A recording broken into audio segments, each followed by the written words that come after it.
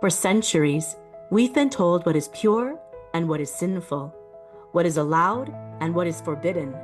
Somewhere along the way, we severed the human from the divine. We silenced intuition, shamed the sacred, and buried ancient wisdom. But here, we remember. Welcome to the Forbidden Fruit Podcast, an exploration of the mystical, the intuitive, the cosmic forces that weave our existence. This is a soulful sanctuary where we embrace the strange and unusual and use it as fuel to reclaim the magic, restore the sacred, and discover ultimate truth.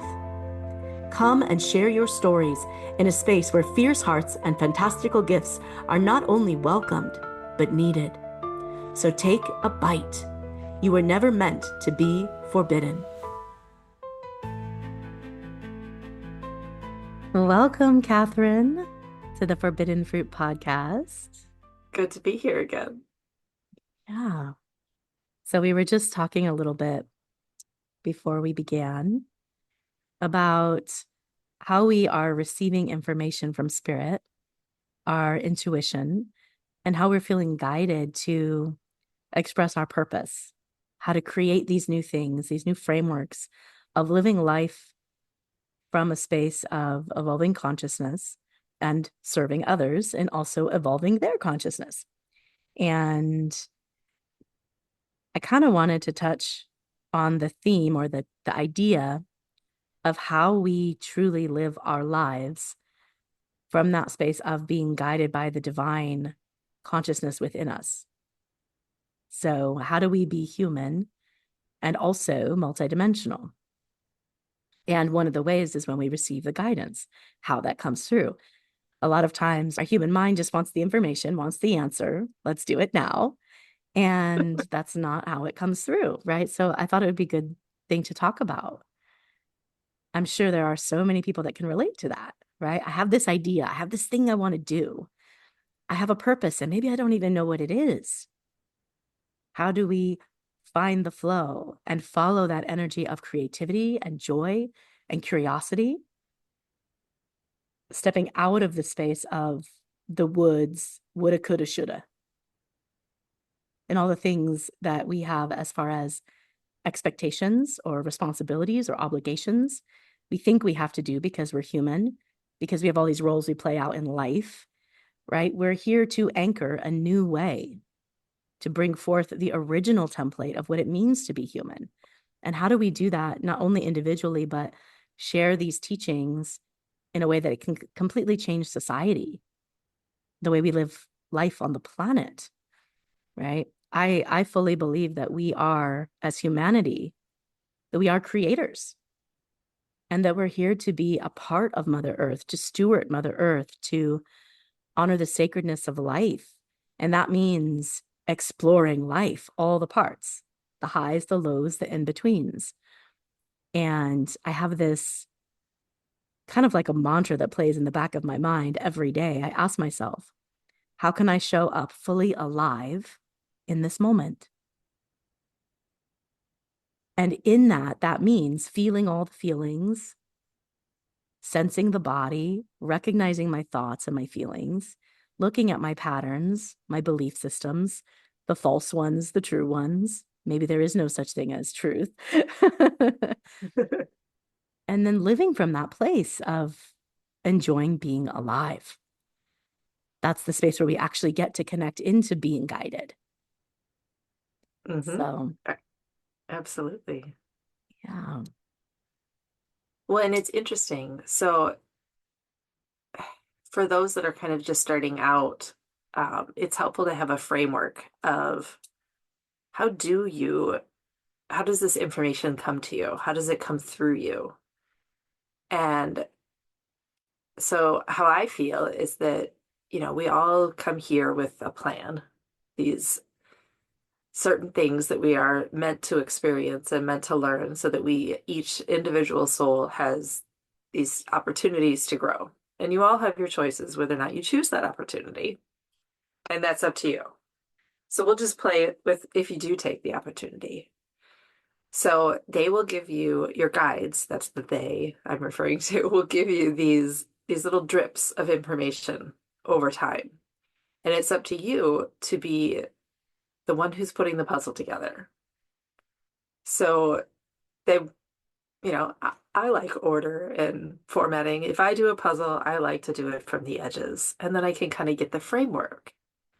Well, then I like to fill in the middle. But the funny thing is that the way that your guides are showing you the information is they may not show you the edges and the corners first. They may show you one little pocket of information that might be in the middle, it might be in the offset or whatever, but they will give you this information in a way that is the right way for you to understand. So it isn't about order. It isn't about what makes sense on the 3D level, where you're looking at this puzzle and you're saying, well, what shape is it? They are going to show you, here's this piece that you need right now. And they're going to give you the little teeny drips of information so that you can fill in that piece. And when you do that, then they're going to start to give you another piece to fill in another area. And eventually, this puzzle starts to come together and you start to get an idea. What is this puzzle? What is on it? What's the image that you see? And as you, instead of saying, I want to do it my way, give me those edge pieces. If you start to say, show me what I need, then that's when the information starts flowing easier and it starts coming through in ways that make sense. And no two puzzles are going to look alike. The experiences that you have aren't going to be the same as anyone else's. There may be similarities. Maybe your puzzle has blue and mine does too. Cool. But that doesn't mean that blue is, maybe it's the sky for me and it's the water for you or whatever. It's, the meaning behind it is so perfectly customized for exactly what you need in that given moment that, I don't know, I just really appreciate how perfectly things are laid out for you. And when you let go of that resistance within yourself and you take the momentum of the doing something, I really like to start with the self-care because you have to know who you are. You have to be when you fly in a plane, they tell you to put the mask on you first before you help someone else.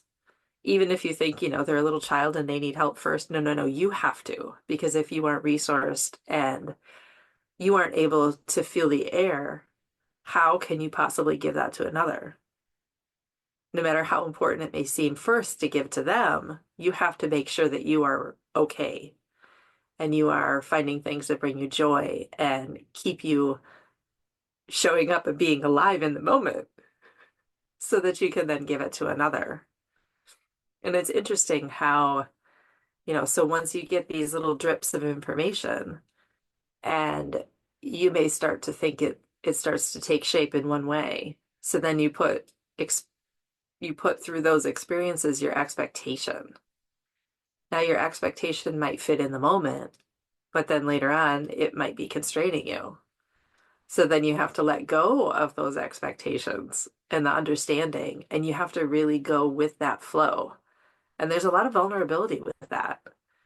And the more that you get so clear with who you are and how this information is coming through you and getting to know you, which self-care is like the way to do this, then all of a sudden those blocks that are holding back the information will start to open up for you.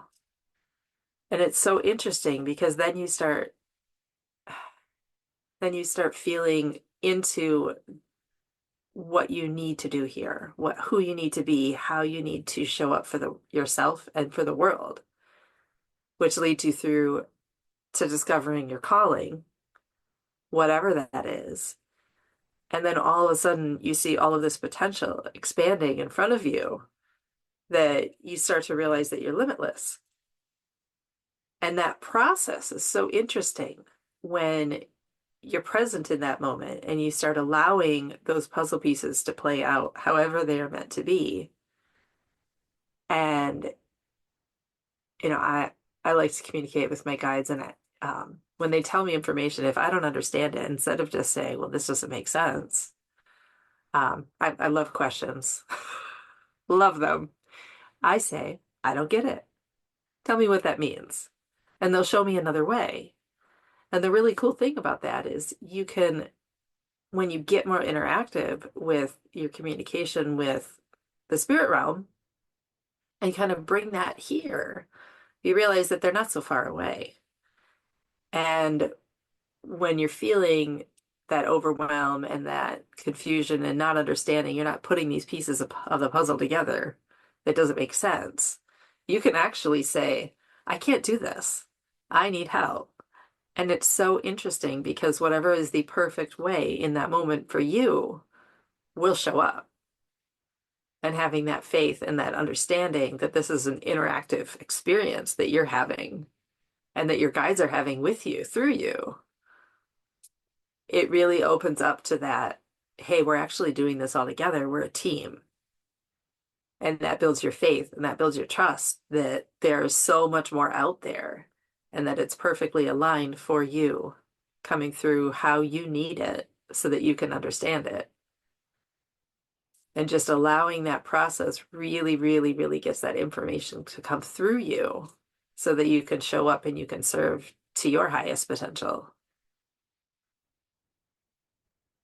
Yeah, I love that. I love the puzzle metaphor because it's so funny. Whenever I start a puzzle, I start with one little spot in the puzzle that calls to me. Maybe I'm creating an image of a peacock walking through a field of wildflowers, for example. So maybe I want to build the peacock feathers. And that's where I want to start. That just seems fun to me, right? It'll draw me. And so I find all the pieces that look like maybe they go together to create the peacock feathers. And then I put those together. And then I spread out from there. So it's like, I think of it like a star shining different rays of light in all these different directions. So there's a center point, and then from there it expands out in waves, ripple effect, right? Mhm. And that's how I start a puzzle. So it's so interesting, right? And that's how our intuition works, right?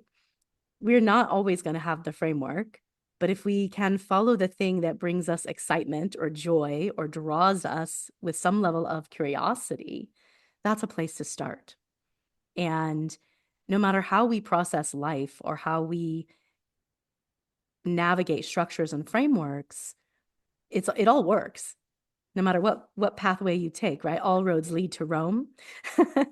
You can take the bumpy road, the short road, the long road, the road underneath the mountain, whatever. But all the roads will lead you to that place.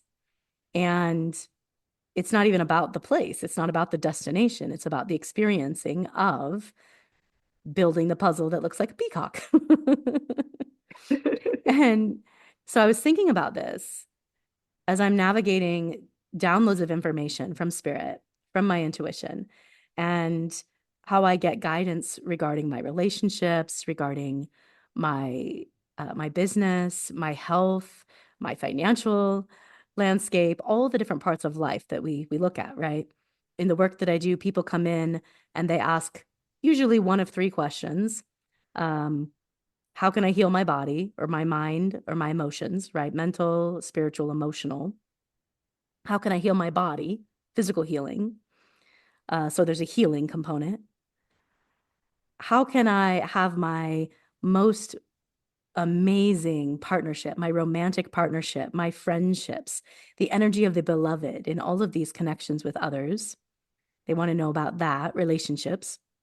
And they also want to know about money. How can we access a greater current of abundance, flow, prosperity? Now that can be an abundance of lots of things, not just money, but there's a framework that people want to know about, right? Money, relationships, health. Those are the three big categories that I find. And those are just the umbrella topics, right? Underneath that, everybody is asking the same question. Why am I here? What can I do? What can I create? Who am I? What is my purpose on this planet? Right? That's the core, right? They're asking these questions about other things because they're feeling lost, disconnected, confused, or maybe they're having these amazing experiences, but they don't have a framework. How do I make sense of all of this? And so I think of that, those three umbrella topics. And then no matter who comes in to my sphere, whether they are someone that's been on a spiritual path and evolving their consciousness for many, many years, and maybe they've dived into all these different pools of learning, yoga, breath work, meditation, energy work, sound healing, plant medicine, all these categories. Or they're just starting out where maybe they're having some experiences where they're having dreams connecting with loved ones that have passed on. Maybe they're sensing intuitively what someone else is thinking or feeling, and they don't know how to navigate that. Maybe they're having dreams about things that may or may not happen in the future. And that can be very unsettling for someone, right? They have a dream and then a week later something happens. And they're like, oh my gosh, Jeanette, am I going crazy? What's going on, right? So wherever you're at on that spiral of experiencing, I find that there's a foundation of self-care, right? Self-care, how do I connect deeper with myself before I get out into the world and start creating these ripple effects unconsciously? How do we make it conscious? And so for me, that self-care piece that you mentioned many times, it's foundational to really access your highest human potential. There is a framework that every single person on the planet can lean into that will offer them some sort of guidance, system, or compass when they're confused or unsure of their next steps. Or maybe they know the next step, but they don't know the big vision, right? But the foundation for me would be things like learning how to meditate, learning how to work with your breath. I encourage people to learn about energy, how to navigate energy. Maybe I invite them to learn an angel healing modality or Reiki or some other form of energetic healing. So they have a foundation of understanding energy beyond the physical and how it also relates to the physical. Right. Um, So those little stepping stones for me, I say that to everyone. And I look at where are you in your path of experiencing through your consciousness, where are you on this journey? Do you have a foundation of navigating energy, navigating self, listening, working with different forms of healing, holistic healing methods, right? Alternative healing methods. You've got to have that foundation in order to optimize your highest potential, in order to actualize that creation that's being birthed through you simply because you exist. And here's the other part of that. Some people just want to stay in those foundational spheres. To me, they're foundational. That's just a framework that I'm using. Okay. Um, for me, I've been meditating my whole life before I even knew what meditation was. But for some people, they're just learning what that even is. And they're exploring lots of different forms of meditation, right? There's meditation that can be movement, it's active meditation. It's really just being present and allowing yourself to be an open vessel for creation, creativity, new ideas, new possibilities. Sometimes that possibility is something to do, something to create. Sometimes that possibility is just training your nervous system how to feel calm when your whole life you've been struggling with anxiety, right? So a mhm. simple tool like meditation can be a framework or a foundation through which you can build this whole other expression. So I've been playing with this idea of frameworks and structures and curriculum and soul curriculum and how do we evolve our consciousness. So there's the beginning, what I call the beginning, and then you move through kind of the intermediate levels. And that's where you're going deeper into exploring energy and vibration and uh, quantum fields, but not necessarily just for yourself. Maybe you're doing it through your relationship connections, through your partnerships and your collaborations, right? That seems to be the next tier of experiencing, And but I it's would all like, the same foundation. yeah, absolutely. And I would like to say, though, as you're exploring your relationships, you also need to go back to where you started with the framework of meditation and breath and energy and explore your relationship to each of those things. How Yes, does it ideally, show yes. how does it show up for you? What does it mean to you? And that's also a really great time for you to start learning about the laws of the universe. And how do you relate to the universe? How do those interactions play into who you are? And because I mean, you start to realize that your awareness of who you are is so much more. And you start to see, I mean, the relationship is the connection from you to the other, you to a person, you to a thing, a topic, a thought process, to the universe itself, and all of those different cyclical layers of where you're at. And as you start to delve into those relationships and you deepen that foundation of self-care and your relationship to self-care, and what does it really mean and how does it make you alive? How does it wake you up on another deeper and deeper level? That is an amazing intermediate thing to work through because you can spend years just contemplating your relationship to your breath, your relationship to being present and meditating in whatever form that shows up for you, and just relating to how does energy flow through you? What is energy? Where does it come from and where is it going? And those just the feeling and that experience and all of that can play in through self-care. That's like the number one, that's the gatekeeper. Because if you can't feel yourself and put yourself first, then all these other things don't make sense. And as soon as you start realizing the importance of that self-care and how important you are, then you can start to delve in these deeper layers and to come up with what it all means for you. And the answer is not the same for anyone else of what it means. You know, there is no handbook for life that says, oh, here's what everything means. Wouldn't that be great? Well, isn't it interesting how even the concept of self-care, like I can feel this bubbling up in my system a little bit as we're touching on that because we are trained or programmed in society to be validated from external sources for our own value and intrinsic worth. So there are people that I work with that don't even know what self-care really is. So they just want to know the answer. They want to have spirit just give them the download or give them the information. But spirit's waiting for them to anchor to the truth of how valuable they really are, how worthy they really are, not from needing however many likes on Instagram or whatever their parents might have said, right?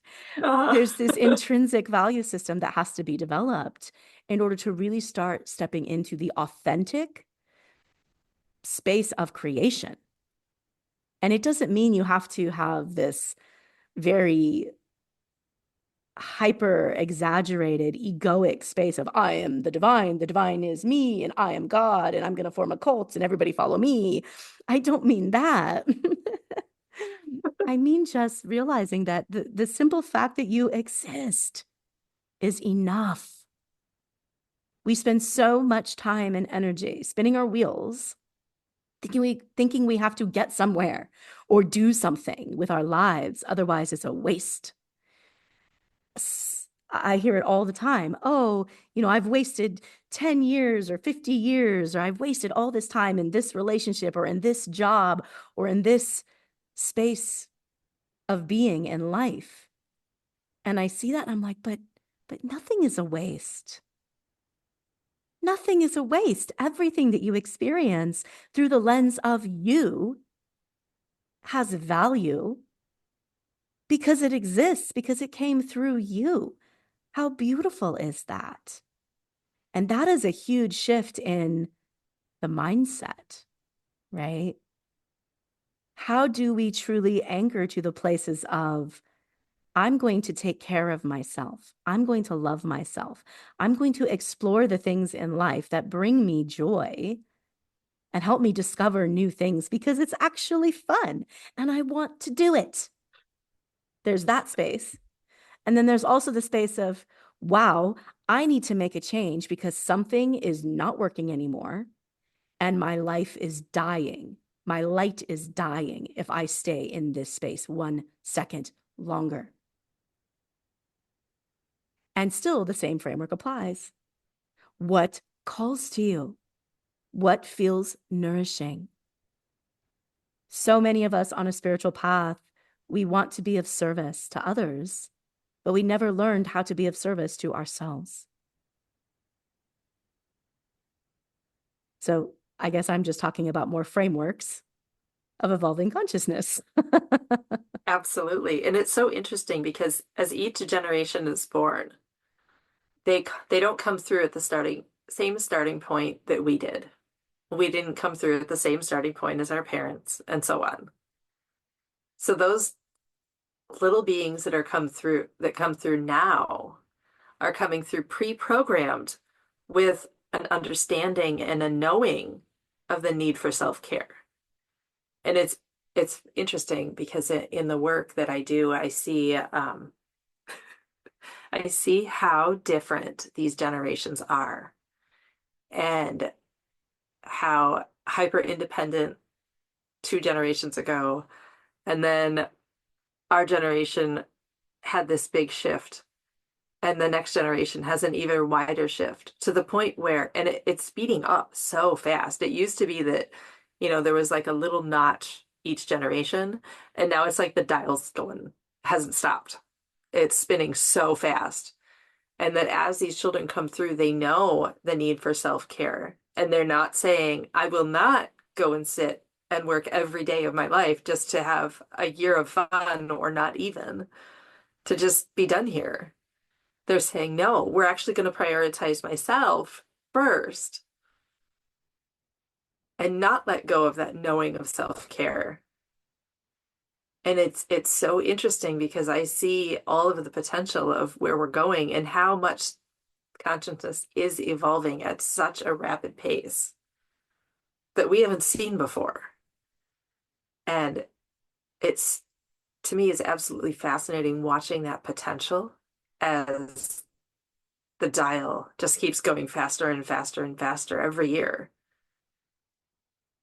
and seeing where can we go from here. And that potential to me is really amazing because it all starts with that you have to come back to yourself and you have to figure out who you are before you can help the person next to you. I love that. I would love to touch a little bit more on how you're seeing the consciousness shift. I'm seeing the consciousness shift, but just like, let's explore that. How is the consciousness shifting over these generations? Because I believe that we are here to create a new kind of world, something that's Absolutely. completely different, but also not just different, but it's like completing the cycle. I feel like we are tapping more into our true nature than ever before, or we'll be invited to. It's like the pendulum has swung so far out of balance that we're just trying to get it back into balance, right? And from the balance point, then you have this infinite potential expression.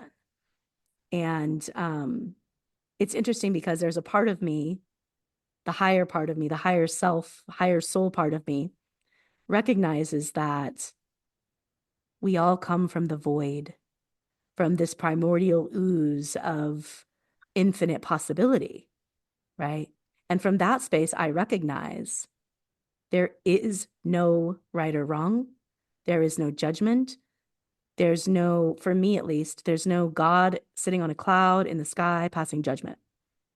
If I don't live my life a certain way, I'm going to be banished to hell when I die. Like, I just don't believe in that framework. But I understand why it's there for many people that do believe in that framework. And I don't have an attachment to any of it, right? But at the same time, to take that space of infinite void, creative potential, everything and nothing all at the same time, to bring that into the human experience. I mean, that is a trip, right? That's a mind fuck right there.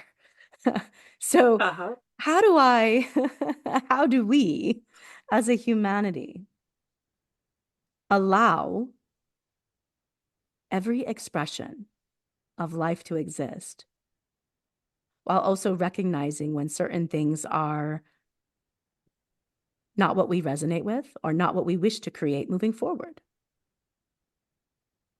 So, this shift in consciousness that's happening individually and collectively, like you said, I see it with the children as well. Um, I haven't worked with children as deeply as you have. You have a lot more background, especially with children with special needs and looking at the systems that society has in place that are supposedly supposed to help those people, the families and the children.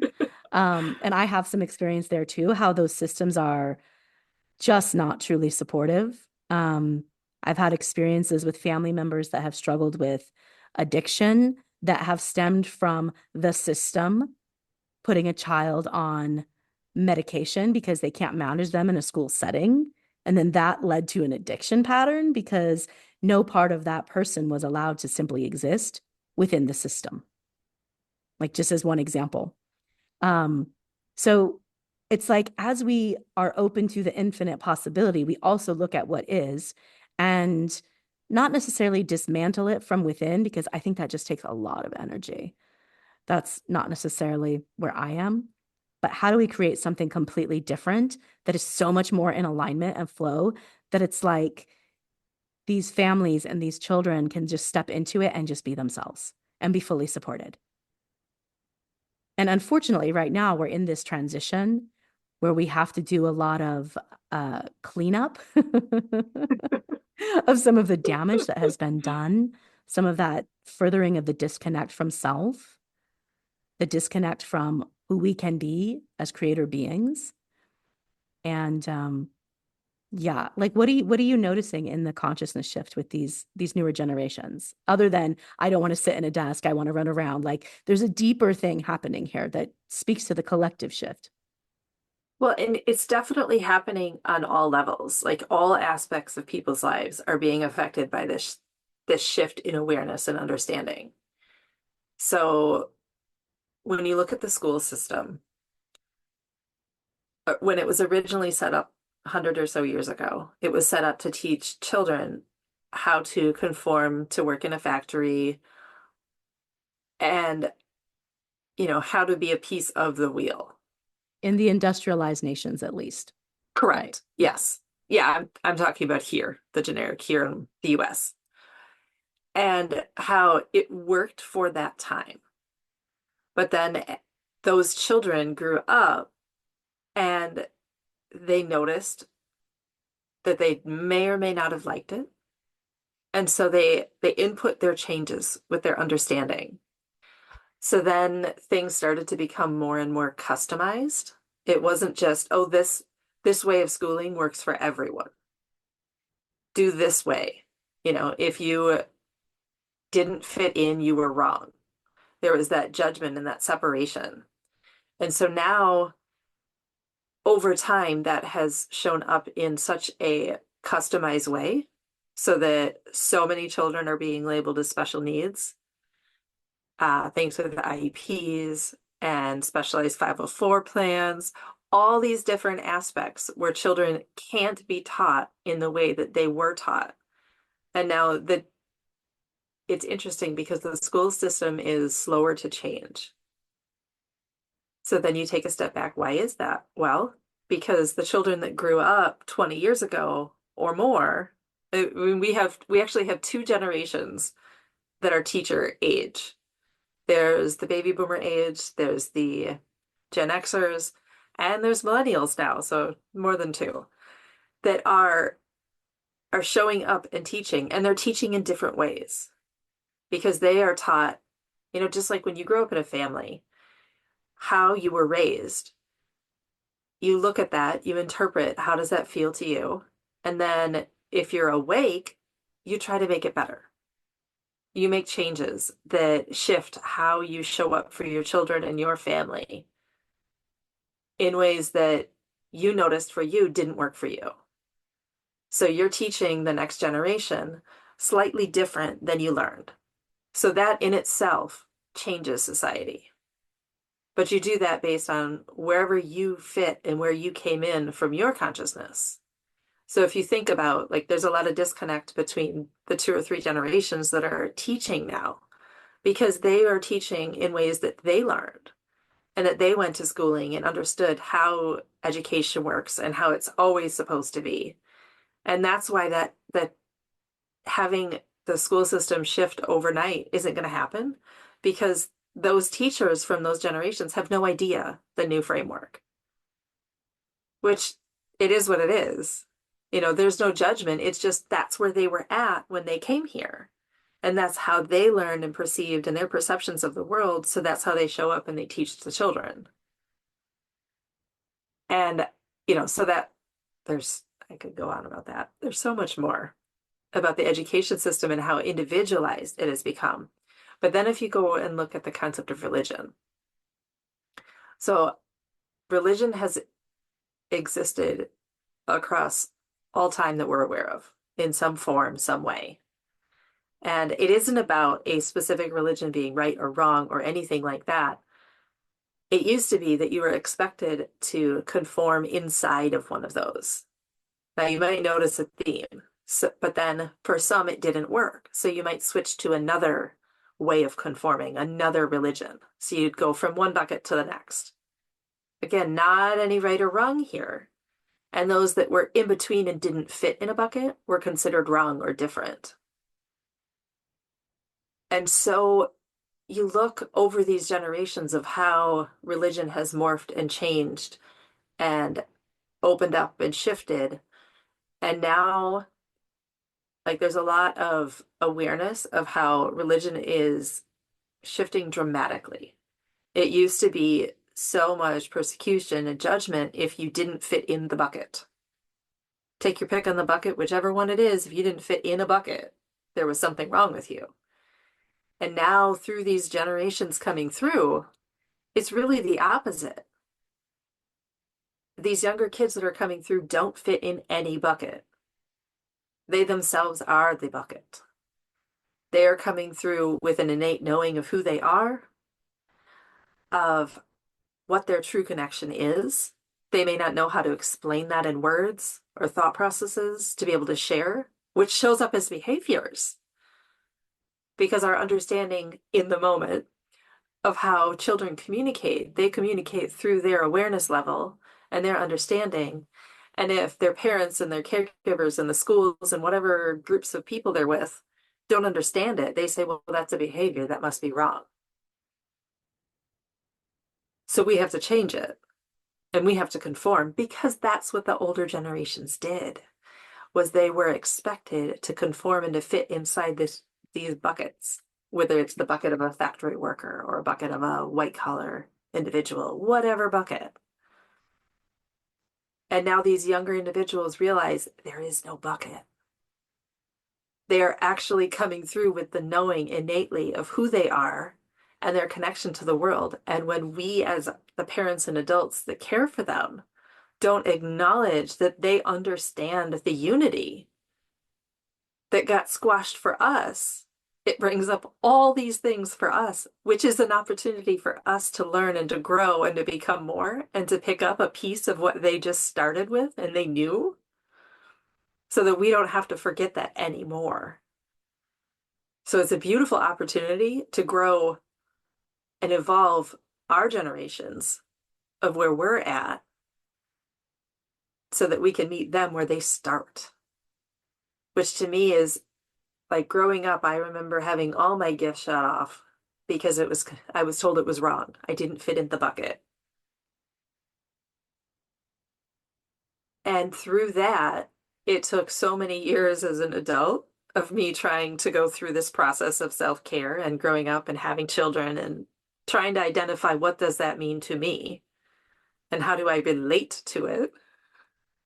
In that process, you is that remembrance of that connection of who you are, which then awakens your gifts, which awakens who you are and your relationship to the world. And what does that mean to you?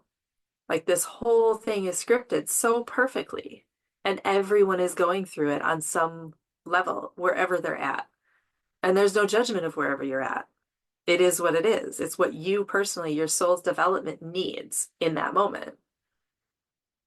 And what I think is so beautiful, that potential, is those children come through further than where we are as their parents. And when you honor that and you realize they have the potential not to shut their gifts down, they have the potential of keeping the remembrance of we are all connected and we are all pieces of the divine. How beautiful it could be if we could just do everything possible to nurture that instead of saying, no, fit in a bucket. To be able to see through us as their parents and their Hmm. caregivers where that potential could go. That is evolving consciousness, whether or not we do anything about it. Right. It's happening whether we're aware of it or not. Exactly. We can resist it or we can flow with it. Yes. Right. Oh my gosh, I was just having this conversation with my 16-year-old that has the labels of ADHD and doubly gifted and all these labels. And I mean, he definitely has some neurodivergent stuff happening compared to society and society's expectations and even other kids of his generation. But one of the things that I've noticed about him since he was itty bitty, and we were talking about it, was he triggers adults because even when they're trained in talking more kindly or more compassionately, he can sense when they're being inauthentic. And so, for example, at school, he would get into a lot of different conflicts. And one of the authority figures would say something like, "Hey, I invite you to come sit with me over here." Right? They're trying to remove him from the situation that's causing conflict between him and another child, potentially, right?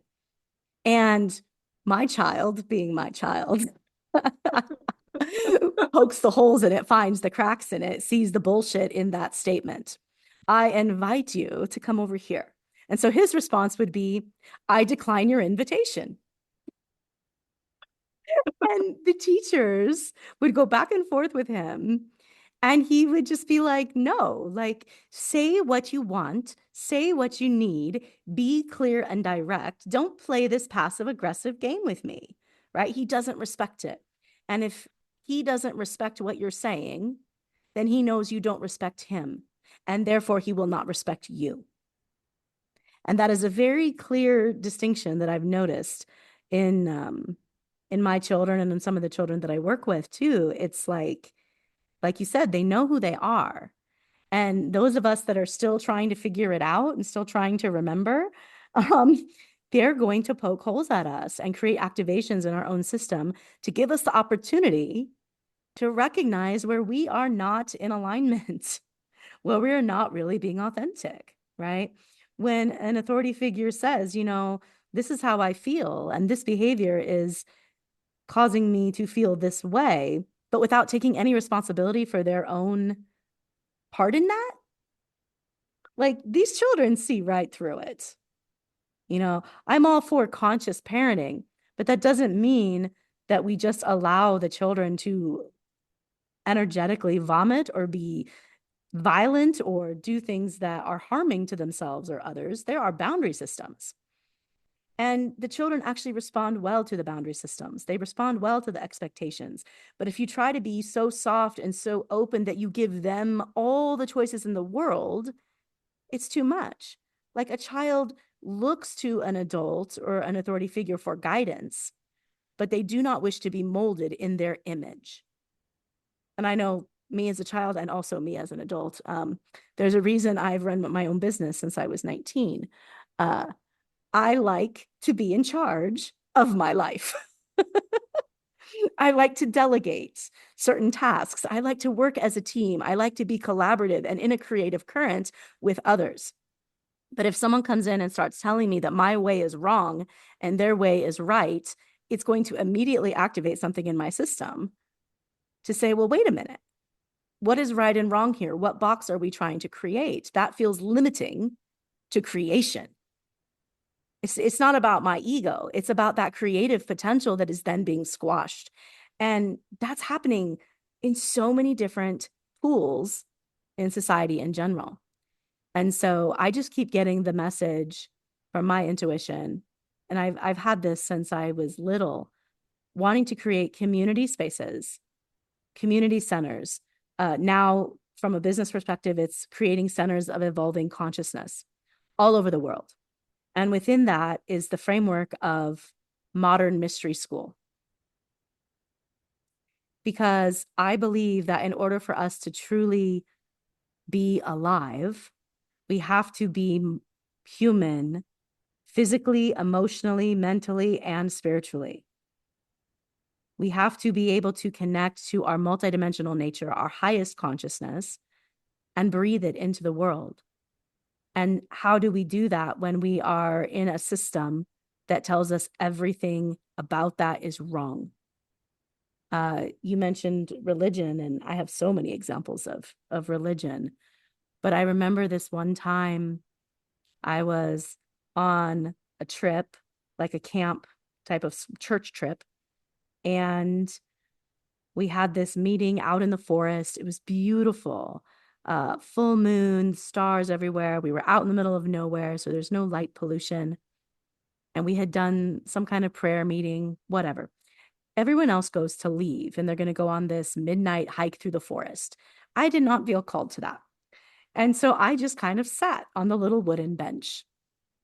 And I felt the energy of spirit. I was maybe 11 or 12 years old at the time that this happened. And I'm sitting on this wooden bench and listening to the wind, just this gentle breeze moving through the leaves of the trees in the forest, looking up at the sky and feeling this sense of peace, this sense of upliftment and joy, feeling very connected. And all of a sudden, I get this image of this figure filled with white and gold and a little bit of little tinges of blue around the edges. And I perceived it as Christ. That was the awareness that I had. And this figure comes and stands right before me.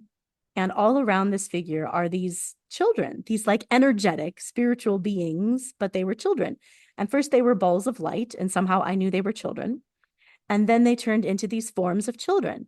And they were started running up and down these benches that were set up kind of like bleachers in this meeting space in the forest. And the children are running up and down and they're playing and they're so full of joy. And then there were these little dogs and cats and little lambs and all these goats and these little energetic animals started running up and down. And I'm watching and I'm just feeling this energy build and build. And it felt so real, so filled with love and excitement. And this figure of Jesus came and sat beside me. And I literally felt this warmth, this pressure, like against the side of my leg. And this gauzy, glowing kind of robe. And it was just, oh my gosh, I can't even describe it in words, right? But this figure is sitting here. And we just had this moment of communing in the space of innocence and purity and joy. And after a few minutes, or however long I was sitting in that space, I don't know, time ceases to exist when you're in those moments, right? He eventually, dissipated, and all of these energetic beings dissipated with him. And I was overflowing with this energy. And I was just thinking to myself, oh my gosh, this was so amazing. I have to tell someone, oh my gosh. And I was in a space in my life at 11, 12 years old where I was researching all these different religions and I was trying to figure out where I fit because I had all these strange, unusual gifts that others didn't seem to have. So I was trying to find my box, right, as you were talking about. Mm-hmm.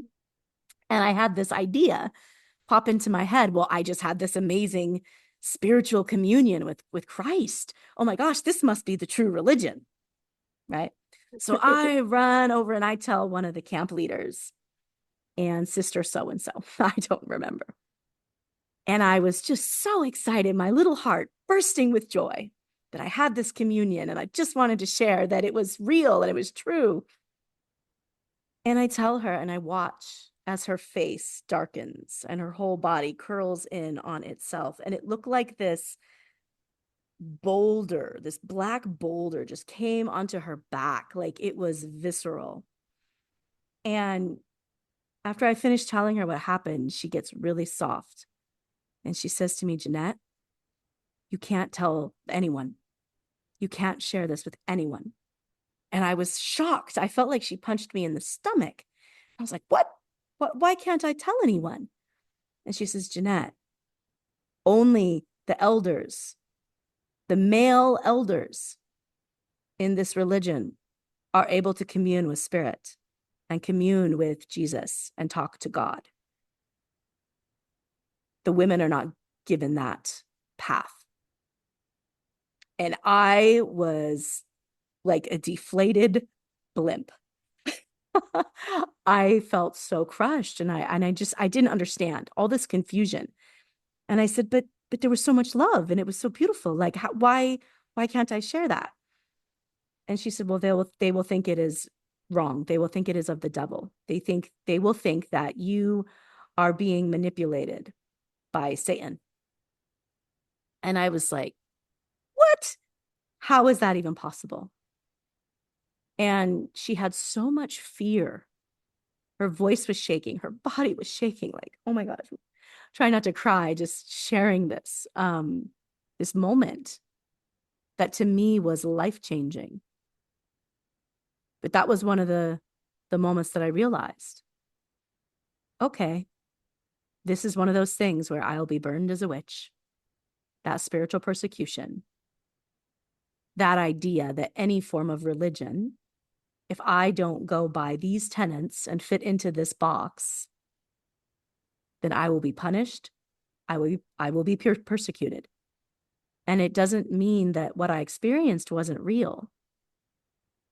There's just people here that will not understand.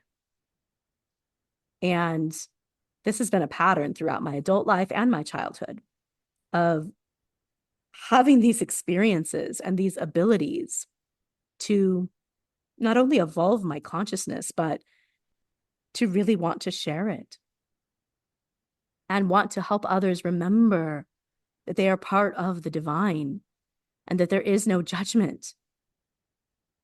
It's just love.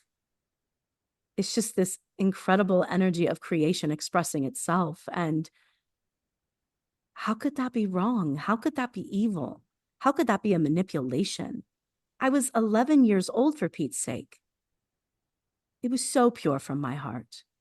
And to have an authority figure tell me that it was wrong, and other authority figures would also come forward and tell me it was wrong. It was a form of taking my power that at the time I didn't realize. And I've spent many years working on that.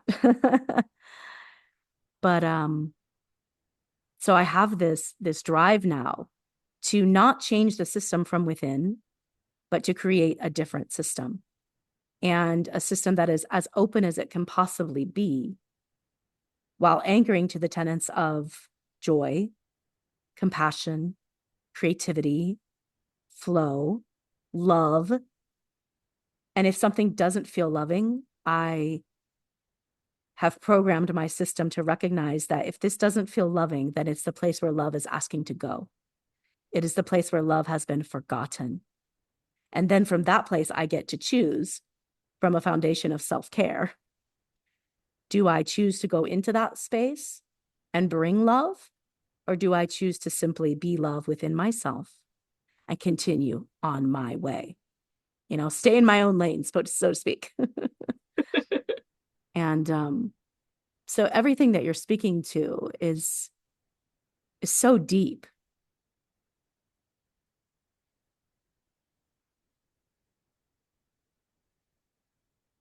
I don't know the right way, right? I don't believe there's a right way. But I know that the way that it has been isn't working. And I've seen it happen with my own children, not necessarily in a religious space, because we don't have that in our family. We talk about spirituality, we talk about multidimensionality, and we talk about lots of tenets from many different religions.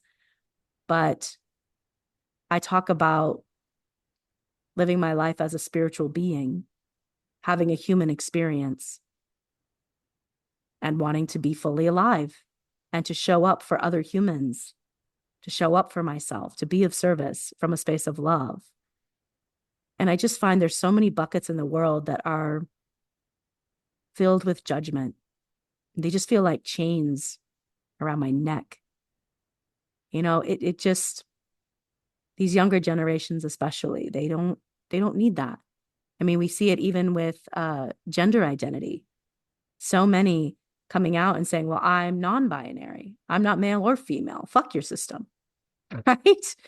It's just, you see it everywhere. Healthcare, education, seeing it in politics, in the way that we grow food,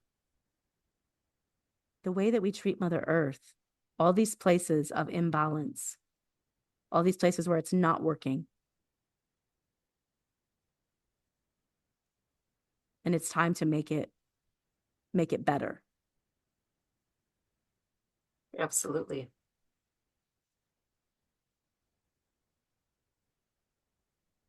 And it's not so much the feeling of judgment of this is the right way or this is the wrong way, but going back to that foundational core of that understanding of the meaning of self-care is what you really, really need to look at is not what is the right way overall, but what is the right way for me? Because the right way for me is the right way, just like the right way for you is the right way. And when you honor that, you come to the realization that there is not one single bucket you can put anyone in. Your buckets might look kind of like mine, but they're not mine.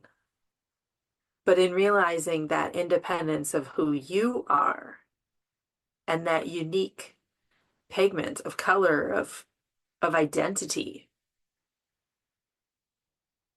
then you also realize that the person next to you has their own unique pigment of ray of light of who they are, and it's okay. And when you see those individual pigments of light and you see them, you see the commonality that they all hold within themselves. And that's what these children are coming through, being born pre-programmed, knowing innately their pigments of love and light within their hearts. And every single individual sees that, then they can see the unified connection to all that is because of that. And that's instead of coming through your head and trying to logically understand and to put people in buckets, you're realizing that there is no bucket whatsoever. And the buckets are silly because everything is innately connected and that there is no way to separate any of that. The illusion of separateness, the illusion of right and wrong, the illusion of this is me and this is the only way. You see that inaccuracy, which opens you up to the possibility that there is so much more and that it is pre-programmed to come through and awaken through our DNA as we create these next generations of people that will come pre-programmed who they are.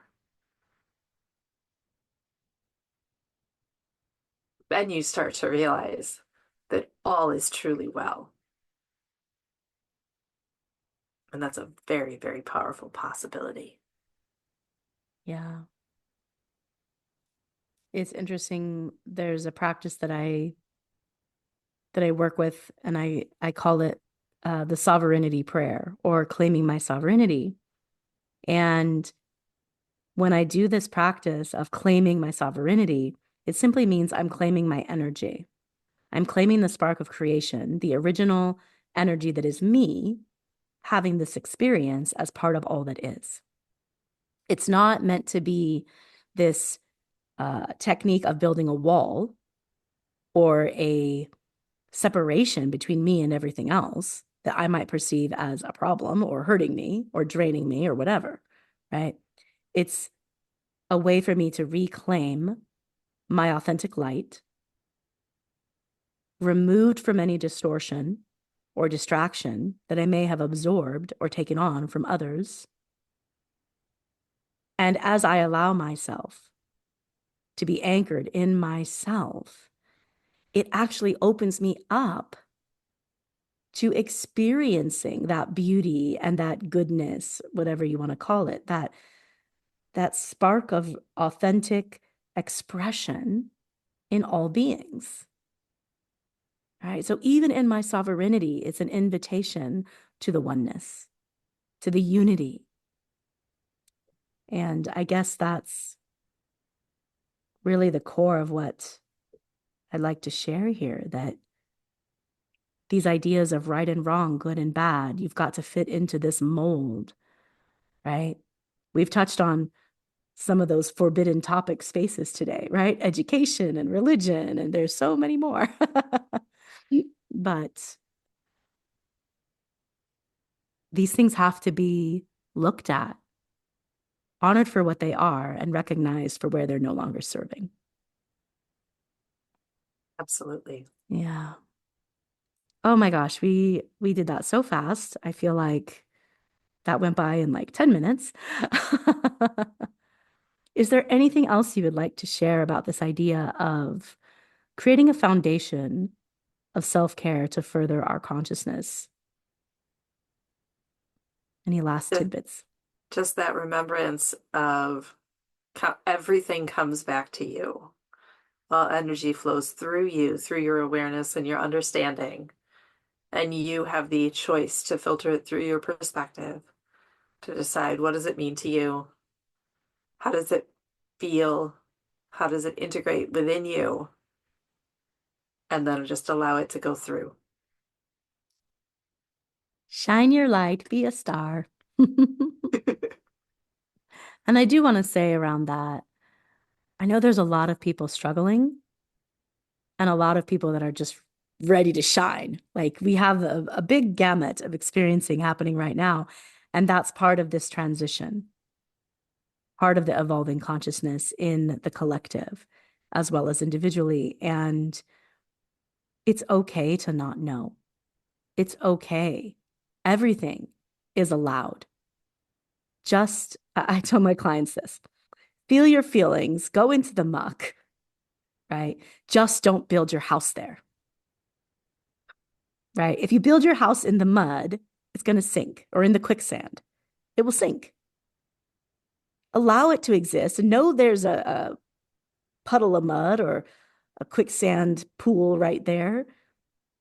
Learn from it what you need to, but build your life on a solid foundation of what feels true and supportive for you in each moment. My little metaphors. Oh, thank Mm. you so much, Jeanette. Yeah, thank you, Catherine. I so appreciate these conversations.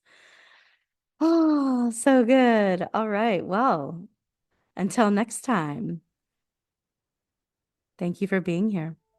Thank you.